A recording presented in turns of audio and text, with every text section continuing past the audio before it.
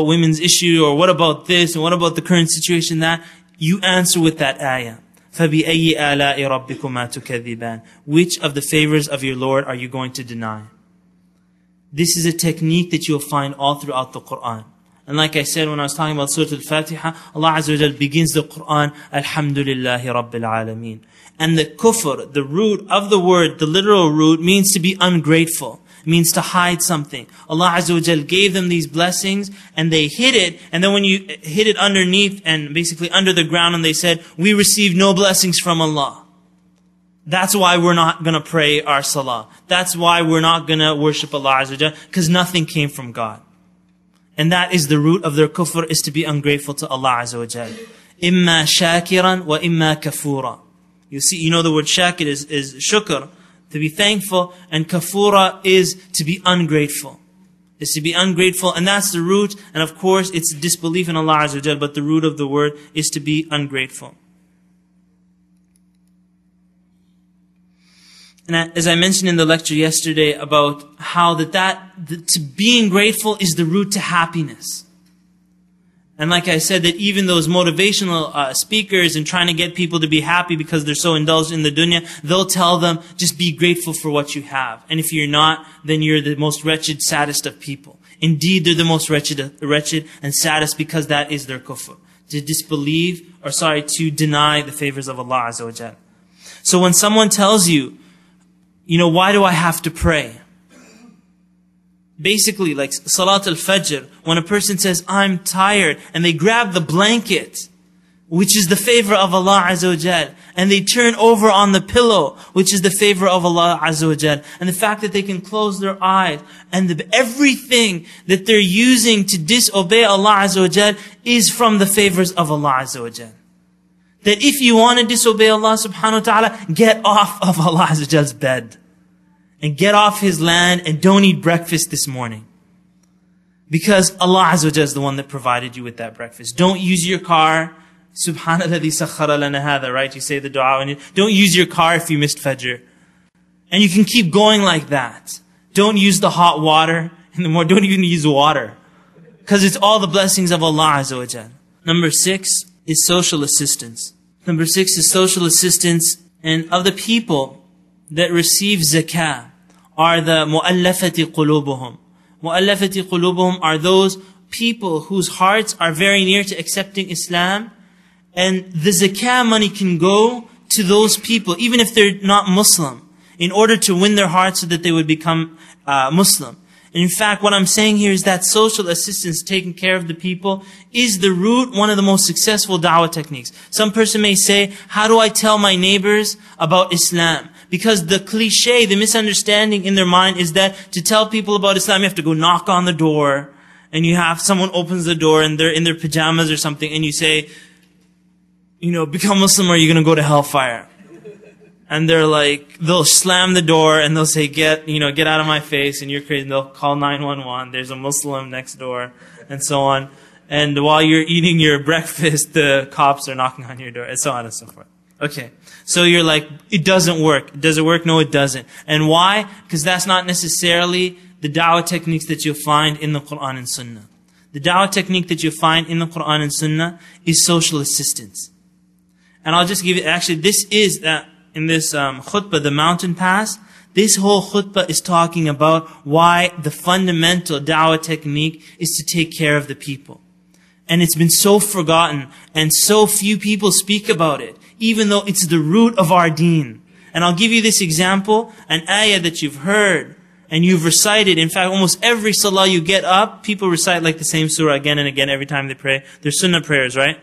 The verse is قَوْلُ تَعَالَى أَرَأَيْتَ الَّذِي يُكَذِّبُ بِالدِّينِ. Have you seen the person who disbelieves in the repayment? What does he look like? Kafir, he's just, he looks like this, he's got blonde hair, blue eyes, or something like that. People think this is the Gora, he's the Kafir. This is what he looks like. أَرَأَيْتَ الَّذِي يُكَذِّبُ بِالدِّينِ. It's not about looks. It's about actions. Allah Azza wa Jalla says, فَذَلِكَ الَّذِي يَدُعُّ الْيَتِيمِ.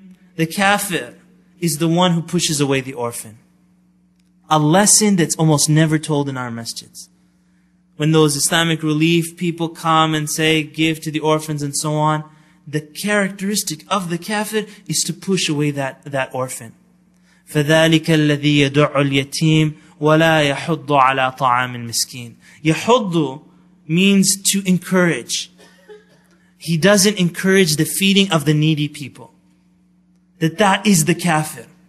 The one who disbelieves in the resurrection, that they don't encourage. And you can ask yourself the question, have you ever told your family and friends, let's go help the homeless people in Houston? Have you ever said that?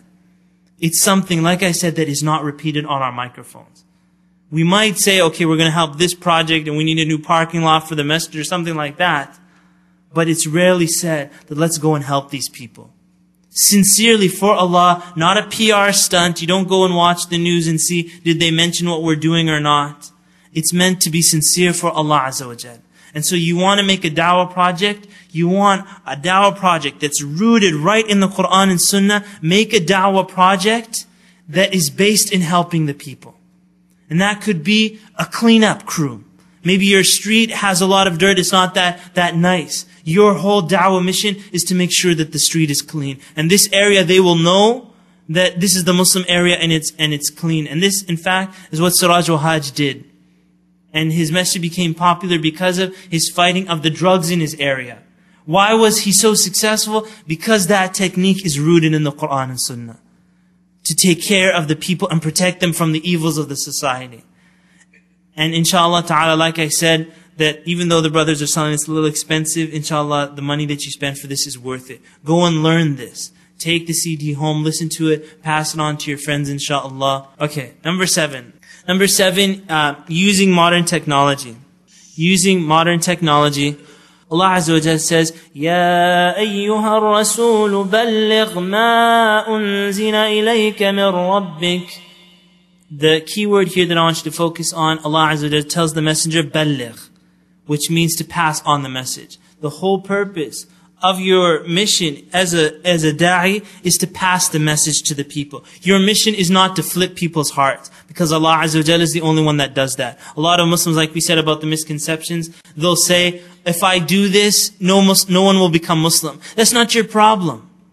If you go and tell someone become Muslim and they get angry and they don't want to listen to you, that's not your problem.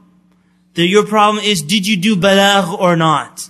Did you tell them? If you told them, go home with a smile. If you didn't tell them, be sad, like the time I was with that shoe guy or something like that. When I went to Hollywood, and no, you know Hollywood. Okay, I went down that walk of Hollywood stars or something like that, the walk of fame. I don't know what it's called, but I went down it. And where people put their hands in the thing and then their thumbs, and everybody looks and takes pictures and stuff, and Superman and Batman and Robin Hood, they're all standing there waiting to have their picture taken with you. Okay. I got actually very scared because as I walked down that boardwalk, or whatever it's called, I recognized every single person on that boardwalk. And it hit me, and I said, every single Muslim will recognize every single name that's on this boardwalk. You're like, oh, this is their hands? And then you just keep going like that. And subhanAllah, this country, and actually many countries across the world, are threaded with the entertainers. The entertainers are the thread of the society. And it's just a visual, audio, the music, and the movies, and the television set.